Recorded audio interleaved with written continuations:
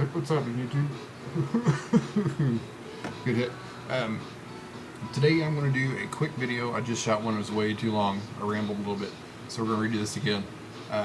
Saturday, it's beautiful outside. I just got done redoing the 55 over here, the Planet Aquarium that had dirt. We'll get another time. We had the headlights of the Aquarium World episode last week, so check that one out. Today we are going to do a heater review for the Fluval E300 aquarium heater. It is good for up to 100 gallons, but I used it for a couple of years in a 125 gallon aquarium in my basement where the ambient temperature is usually never above 68 degrees on a hot summer day. So always combating and always running. It worked. It's a workhorse. It took care of the aquarium for quite some time. Had some problems with the aquarium, shut the aquarium down, moved this heater up to this planted tank over here, and never had a most problem with it for a long time. The first issue I had was a low flow issue. So I'm going to cover the cons first, then we'll go with the pros. Low flow issues on this are fairly common, even though it's got a 3 out of 5 star, or 4 out of 5 stars. I'm sorry. On Amazon, it's like 137 people have liked it, 4 stars. All pretty much solid positive views on it. And the problems that people have had was the low flow sensor in the Smart Technologies view lens here. It measures the water temperature externally instead of internally like your other filters. So anyway, I moved it up here and got my water flow error code. So I get the manual out and it says you can mount it like this, and it's supposed to be fully submersible. Try not to. But I kept it, up past the level here. I don't know if you can see. Yeah, there we go.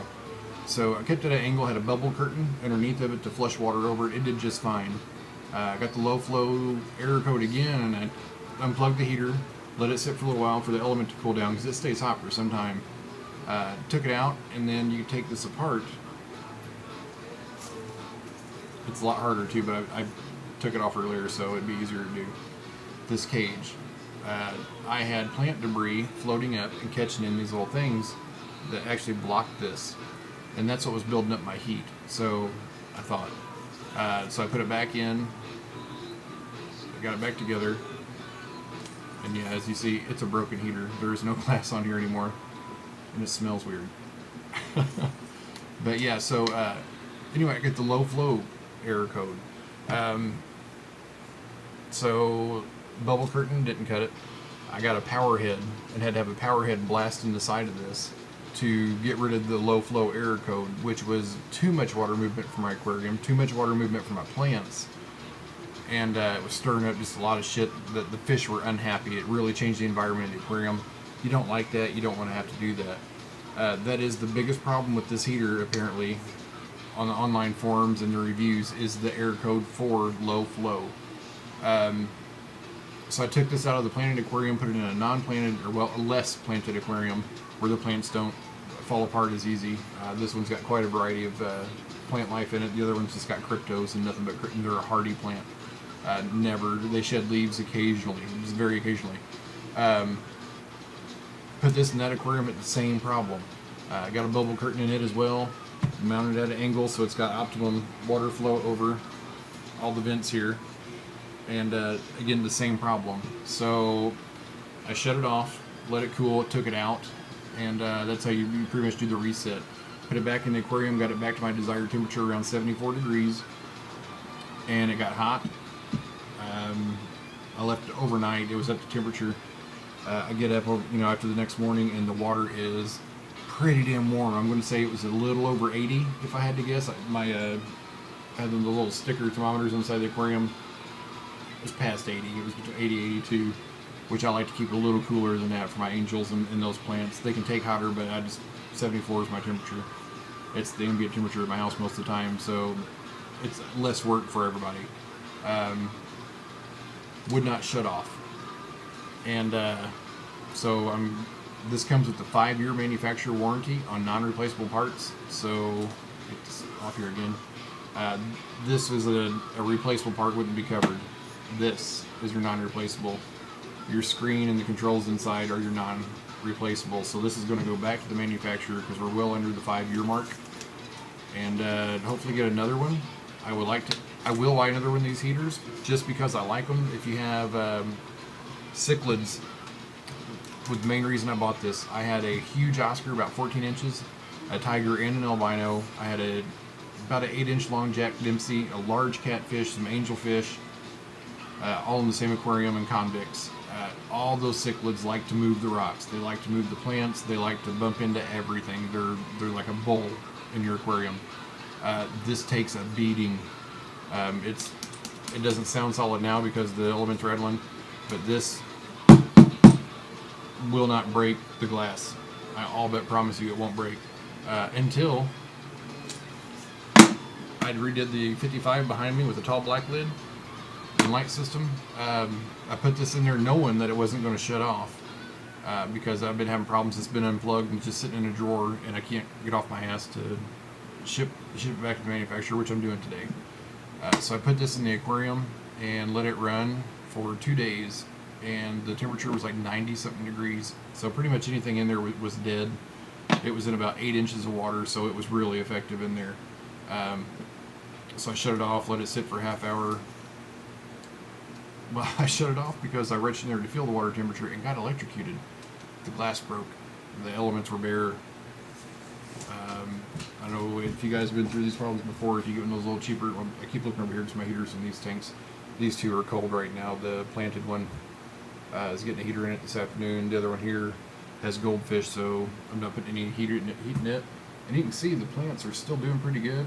I'm sorry you got out of the way, I'm rambling. But no heat. So they're doing fine. I'm not really sweating it. Got electrocuted, took it out, and I got to looking at it, and I don't know why it broke. It wouldn't stop heating. So again, it was broke there, and I was too heartbroken when it cracked. But it's going to go back to Fluval. I'm going to talk to them because I'd like to have this and maybe even 1 or 2 more. Because I'm down now to all these little cheap-ass glass heaters that you go to the local fish store and purchase for $15, and you get a $15 heater. Not really consistent. You have to monitor it almost constantly. Last thing on this I want to cover, and then we'll call this a day. I'll give it 4 out of 5 stars, but the only downfall, like I said, was that low flow. This are your suction cups. Your traditional aquarium heater has, the 2 rings that clip on the sides of it. They never hold suction. This thing never comes off, and it's really a bitch to fight this to get it off the glass, to be honest with you. You got the little tabs here. So you can see that? Yeah, right there. But if you don't mount them with these tabs on the side, it's hard to get it to pop off. Anyway, it clicks in like that really good and solid, as you can hear. And then take it off. It's really on there. They got these plastic tabs here on the side. Yeah, one here, one each side, and then you push it, and as you see, it falls off. Just like that. And then you maintenance it, whatever you gotta do, clip it right back in, you're done. The other nifty thing is this. Your suction cups go in the back here, and then this mounts so you can mount it in the corner of your aquarium. So it's not in the back or anything, it's in the actual, the 90-degree corner of this. So this is your 90-degree suction cup attachment. Like that a lot. Never used it, but it's just nice to have that option. Again, 4 out of 5, I will give it. I'm not going to say less because, you spend money on these $15 heaters that you get at your local fish store, and I'll be damned, things don't shit out after a year. You know what I mean? I know you guys have been through it. If you're watching the video, you're fixing to buy another heater and doing some research. This is pretty much, you sit it and forget it and you walk away, and it's steady. And the light flashes green when you're at temperature. It flashes blue when you're below temperature. It flashes red when you're above temperature. Even when this was broke, it would start out blue in the cold water. It would go to green that it's at temperature, but as soon as it exceeds temperature, it would not shut off. So that's the only malfunction. And like I said, we're going a little over 3 years on that, and which is fine, because in 3 years, if you go to the local fish store or Amazon or any place on top of shipping and all that, and buy 3 different fucking heaters, that you, like I said, you get average out of the heaters. Yeah. So I want to call this video a day. hope you liked it. Hope you enjoyed it. If you have any questions, please feel free to comment, like, subscribe. I'm going to do a rebuild video for the 55 over here. As you can see a little goldfish floating around. And I've redone everything on it. So stay tuned. Like I said, if you got any questions, comment, like, subscribe. I get back with everybody as soon as I possibly can. Again, good filter, Fahrenheit and Celsius, and I'm pretty happy with it. They've got the E50 for 15 gallons or up to. They got the E100 for 30 gallons and up, or up to 30. The E200 for up to 65, and the E300 for up to 100. Again, it ran my 125 with a constant ambient temperature of the basement, never above 68 degrees, for a little over 3 years, I guess, maybe somewhere in there, 2.5, 3 years. Worked great. So, have a great day, YouTube. Go out there and do something fun.